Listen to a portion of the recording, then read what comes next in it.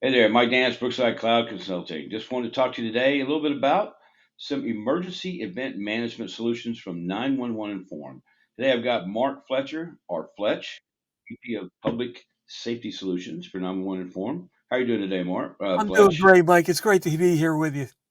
Yeah, it's great to talk. We love talking about this stuff and making things better for people. I mean, we're talking about safety in schools and the laws of the FCC and all these things. And it's amazing. They've come up with a whole new category. It's called emergency event management. Okay, and Mark, I'd like to start there and let's get your definition of what emergency event management means today.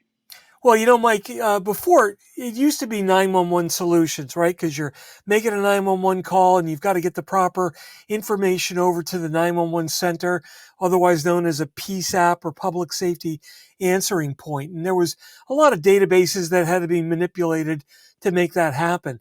But emergency events are not just 911 calls anymore. They're panic buttons. There's shot spotters.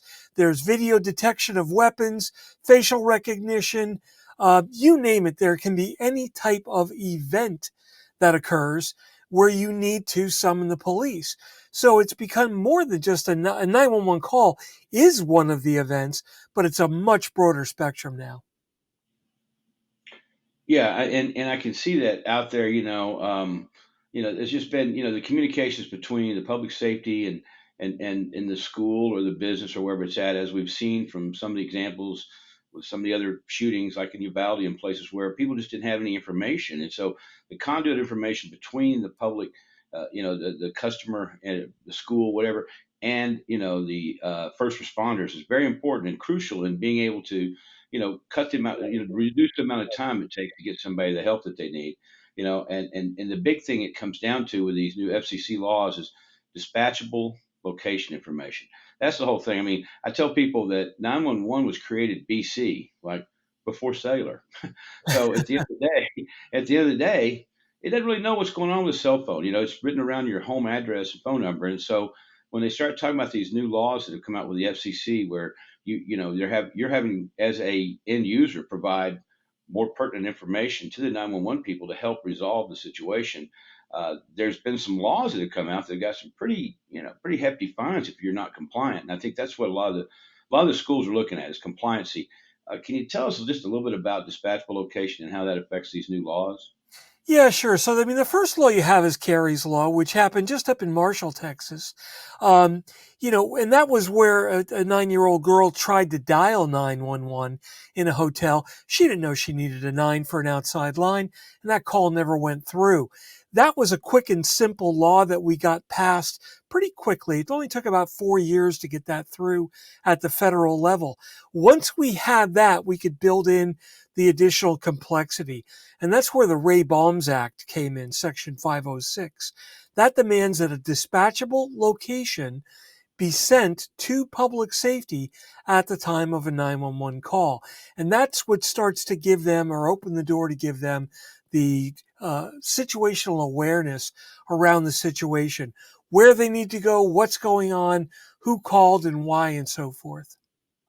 And tracking all that good information because yeah, they today they don't have a lot of that. The E911 versus the new next generation 911 is a big difference. My understanding, it's like before E911 we knew it was a Holiday Inn on 290, but we didn't know what room. And with NG911, I think there's requirements in the laws that state that with this dispatchable location information that we need to know they're in room 211, right, or wherever they're at.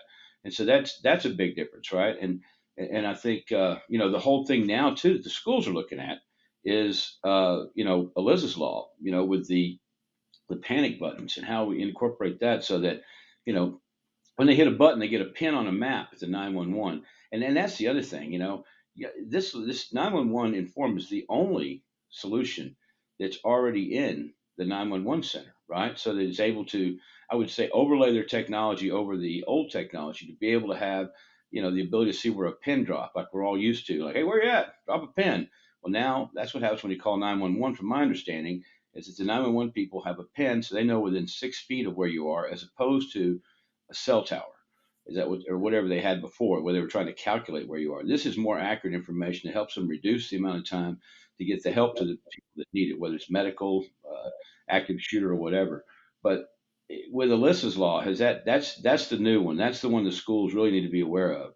Can you just elaborate a little bit on what that how that works? Well, yeah. So Alyssa's law basically requires a panic button type application or solution to be installed in the schools. And when you've got a fixed panic button, or a fixed telephone, that's where we're providing exact location right on down to the inch of where that device is. Now, when you get to wireless devices, like panic buttons, cell phones, things like that, the accuracy very much depends on what technology is in play in the background, but that technology is getting better and better each day. And the technology that we're using on the back end can pretty much pinpoint that cellular device within a very, very small area, within a couple of feet under the best circumstances. But yeah, that's now required to be installed in every school in Texas. Alyssa's law is in Florida, it's in New Jersey, it's in Texas, just recently signed by Governor Abbott, who, by the way, also was the governor who signed Kerry's law as his first uh, duty as governor when he took over. Kerry's law was the Hmm. very first bill that he signed down there with the Hunt family, right there in Austin, in your backyard, Mike. No, that's great. No, and I think it's done a lot to already help people. I think there's 1,700 schools that have this technology from what I've seen, and I think the big thing now is in the last couple of months it's become on the Texas DIR, and so it's TexRamp and probably FedRamp certified. So that means it's basically certified security wise to work in the cloud and be offered as a solution. So it's on the DIR, as well as there's multiple ways to get this type of technology, and I'd love to talk to you more about it. But on the text ramp and the DIR, can you tell us just a little bit about what happened? That just recently happened for you guys, right? Yeah, and that was, we were very proud of that. That was pretty difficult to submit through all those processes. But yeah, we're on the DIR contract, so vendors can buy that product with confidence, knowing that it's been vetted and pre-established and priced. They can just, the vendors can very easily make that part of their price book, so to speak, and offer that to customers. And then TexRamp also enables that. It's a vehicle that says these products, have been approved by the state. Well, and I think the best part about this, it fits into your environment no matter what you've already got as far as video surveillance equipment, phone systems. It works with most everything. It's kind of like, it's got the access to the APIs to be able to help for everything from gunshot detection to facial recognition, license plate reading. I mean, and even weapons. Finding weapons. I mean, the new software is going to have weapons in backpacks, from what I saw. Some Yeah, there's information. some new microwave technology or millimeter wave technology, very similar to when you go through the airport scanner and you stand in the Mhm. booth with your arms in the air. It's similar technology to that, but it's more long range, and you don't have to stand still. So it kind of Hmm. gets a long range picture. But that's going to be able to detect weapons as far as from what I saw, 150 feet away. So if someone's got a gun under a jacket, or they're hiding it, you're going to know that well before they even approach the building. Well, I think all this. I think a lot of this technology is already available.